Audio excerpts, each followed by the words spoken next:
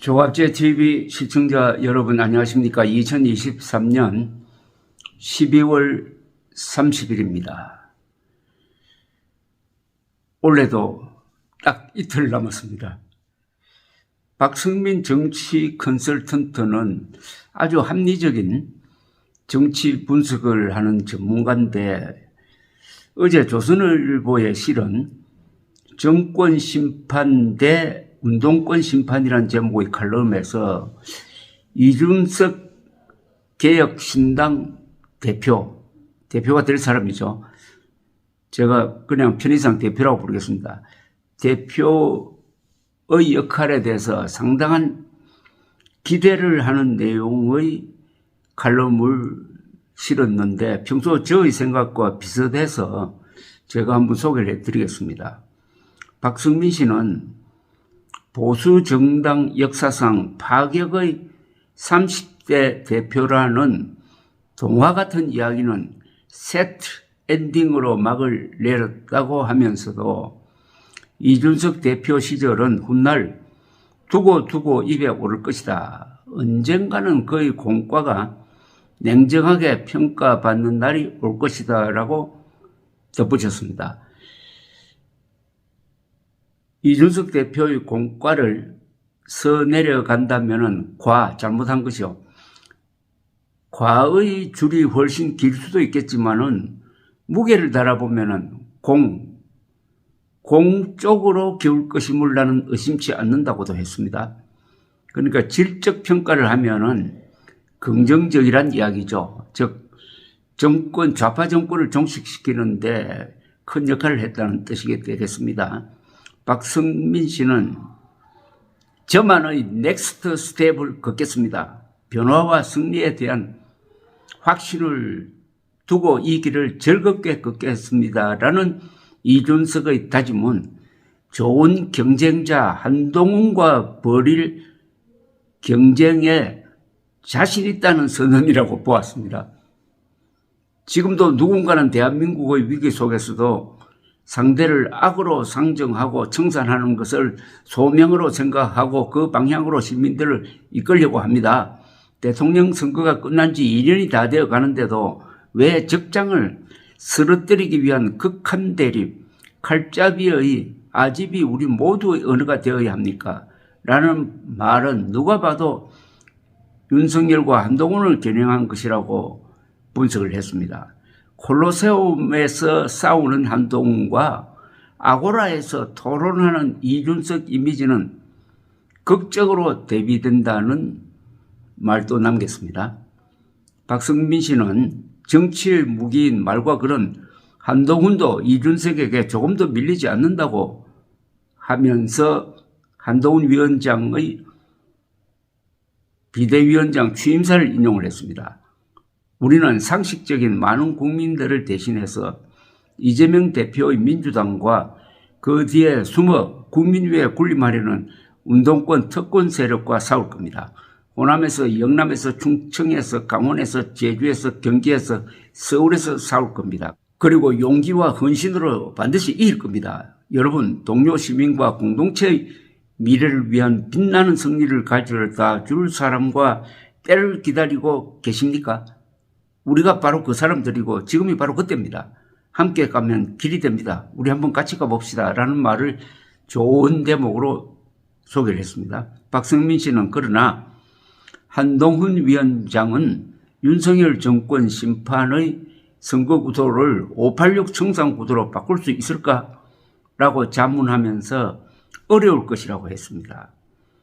운동권 특권 정치를 청산하라는 강력한 시대 정신은 우리가 운동권 특권 정치를 대체할 실력과 자세를 갖춘 사람들이라고 공동체와 동료 시민들을 설득할 수 있을 때 비로소 실현될 수 있습니다라는 한동훈 위원장의 말이 맞다는 겁니다.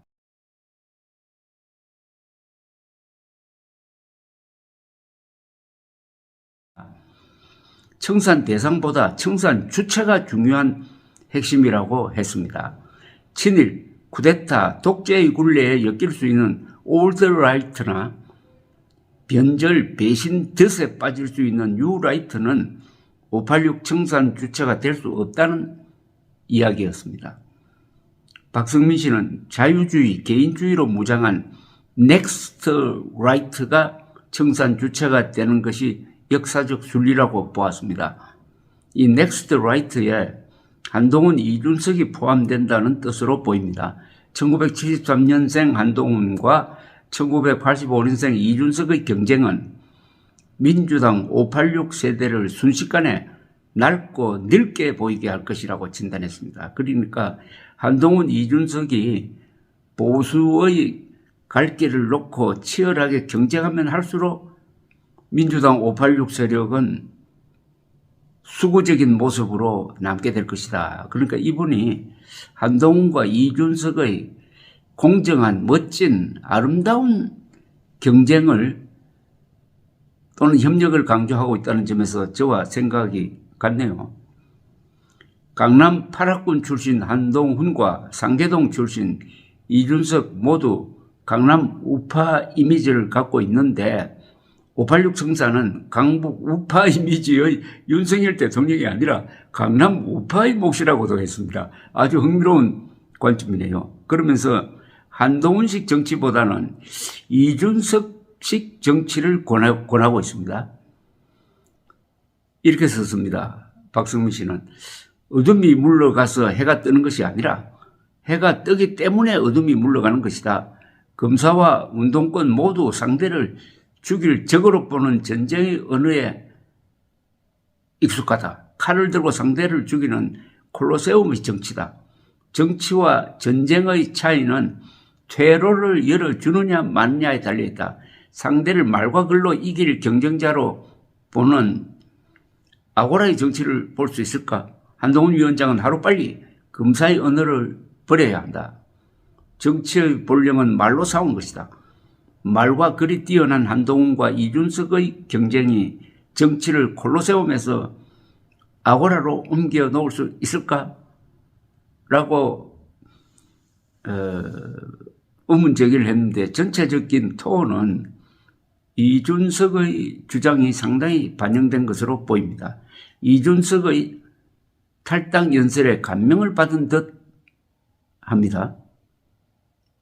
역시 이준석 대표의 어휘력은 천재적입니다.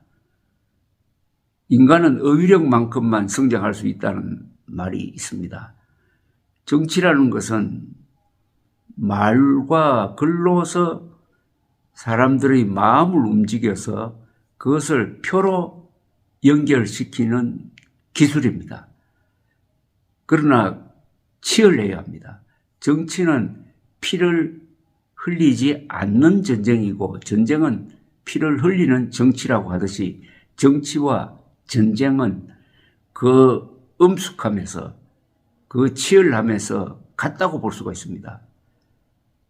그 치열함, 이준석 대표는 자신의 치열함을 이미 증명을 했습니다. 현존하는 가장 강력한 권력자와 맞섰고 선동된 여론, 즉 부정선거 음모론자들과도 맞섰습니다. 문제는 한동훈 위원장이 그런 강단을 보여줄 수 있느냐? 그것도 아주 부드러운 언어로서 그렇게 할 수 있느냐? 두 사람이 서로 경쟁하면서 또 배우는 것도 있을 것이라고 생각을 합니다. 박성민 씨의 주장의 핵심은 보수가 한동훈, 이준석 두 스타일로 서로 협력 경쟁하면은 민주당 운동권 세력은 저절로 낡게 보인다는 겁니다. 수구적으로 보이게 된다는 겁니다. 그러나 그 전제가 한동훈, 이준석의 경쟁에서 보수가 새로운 어떻게 보면 재기의 돌파구를 만들고 그걸 통해서 586 운동권 세력을 역사의 무대에서 퇴장시킬 수 있을 것이다 라는 아주 근사한 그림을 그리는 그런 좋은 칼럼이었습니다. 감사합니다.